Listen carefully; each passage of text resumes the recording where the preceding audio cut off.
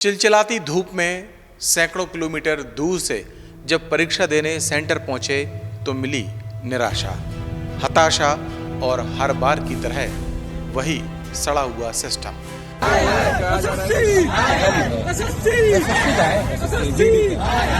नतीजा गुस्सा फूट पड़ा। किसी ने नारे लगाए, किसी ने कंप्यूटर तोड़े, किसी ने जो मिला वो तोड़ दिया।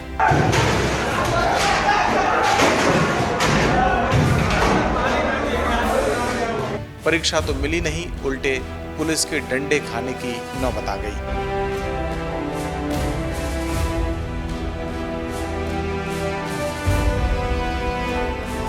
देश के बेरोजगार युवा की किस्मत में क्या अब यही लिखा बाकी रह गया है?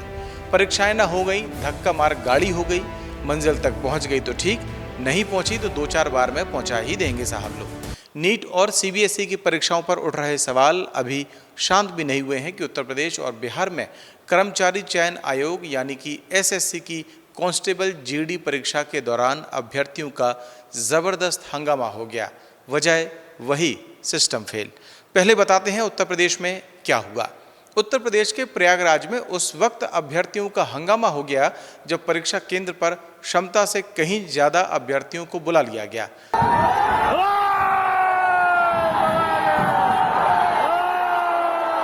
इसे ऐसे समझिए कि किसी केंद्र पर अगर 100 छात्रों की परीक्षा की क्षमता थी तो 200 बुला लिए गए।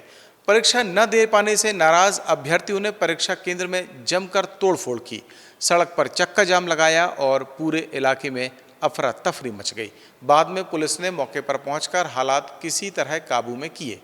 तकनीकी कारणों का हवाला देते हुए कुछ देर बाद प्रयागराज समेत 5 जिलों में दूसरी और तीसरी पाली की परीक्षा रद्द कर दी गई।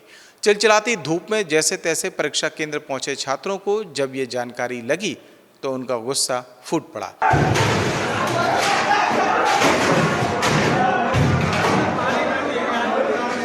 ये एसएससी एडिक्विटी एग्जाम ले रही है और एसएससी जीडी में धांधली हो रही है। सीता सिंह कॉलेज है तो लड़के तोड़फोड़ कर रहे हैं। ये जानकारी के मुताबिक प्रयागराज के सीता सिंह महिला महाविद्यालय परिसर में परीक्षा केंद्र बनाया गया था। आरोप है कि केंद्र पर क्षमता 650 सिस्टम की थी, लेकिन यहां 1000 से ज्यादा छात्रों का परीक्षा के लिए रजिस्ट्रेशन कर दिया गया। जब बड़ी संख्या में छात्रों को कंप्यूटर सिस्टम नहीं मिले तो उनका गुस्सा फट पड़ा। नाराज अभ्यर्थियों ने परीक्षा केंद्रों में रखे कंप्यूटर, लैपटॉप, सीपीयू, मॉनिटर, कुर्सियां और फर्नीचर तोड़ दिया। हंगामा इतना बढ़ गया कि कई कमरों में रखे एसी, कूलर, सीसीटीवी कैमरे, जनरेटर और वाटर कूलर तक को तोड़ दिया गया। छात्रों के हंगामे की खबर गोरखपुर और लखनऊ से भी सामने आई। वहीं बिहार के मुजफ्फरपुर जिले में भी लापरवाही की ऐसी ही तस्वीर सामने आई।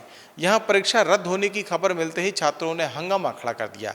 छात्रों का आरोप था कि परीक्षा अचानक रद्द कर दी गई, जबकि वो चिलचिलाती धूप में परीक्षा देने के लिए आए थे। वहीं इस मुद्दे पर अब सियासत भी शुरू हो गई है। कांग्रेस ने छात्रों के हंगामे का वीडियो सोशल मीडिया में पोस्ट करते हुए लिखा, तपती गर्मी में सैकड़ों किलोमीटर का सफर और बदले में आंसू। क्या यही है भाजपा की शिक्षा व्यवस्था? इस तपती जलती गर्मी में 45 से 46 डिग्री के पारे में सैकड़ों किलोमीटर का सफर तय कर जब एक छात्रा गोरखपुर परीक्षा केंद्र पहुंचती है तो उसे पता चलता है कि परीक्षा रद्द हो गई है। उस लाचार बेटी के बहते आंसू सिर्फ एक छात्रा का रोना नहीं है, बल्कि इस देश के करोड़ों युवाओं की किस्मत का रोना है। धिक्कार है ऐसी प्रशासनिक व्यवस्था पर और शर्म आनी चाहिए इस निकम्मी सरकार को, जिससे युवाओं के संघर्ष, उनके माता पिता के पैसे और उनके समय की कोई कीमत नहीं दिखती। हर बार सिस्टम की इस गंदगी और भ्रष्टाचार की सजा सिर्फ और सिर्फ छात्र ही क्यों भुगतें?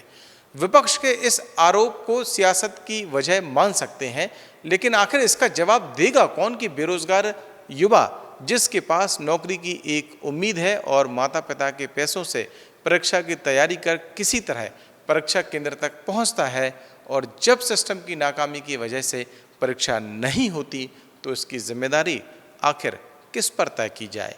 क्या युवा सिर्फ हंगामे की वजह से लाठियां खाने के लिए ही है? उन लोगों की कोई जिम्मेदारी नहीं जिनकी वजह से हालात ऐसे बनते हैं। सियासत के मुद्दों में क्या देश के युवा के सपनों की कोई जगह नहीं बची है?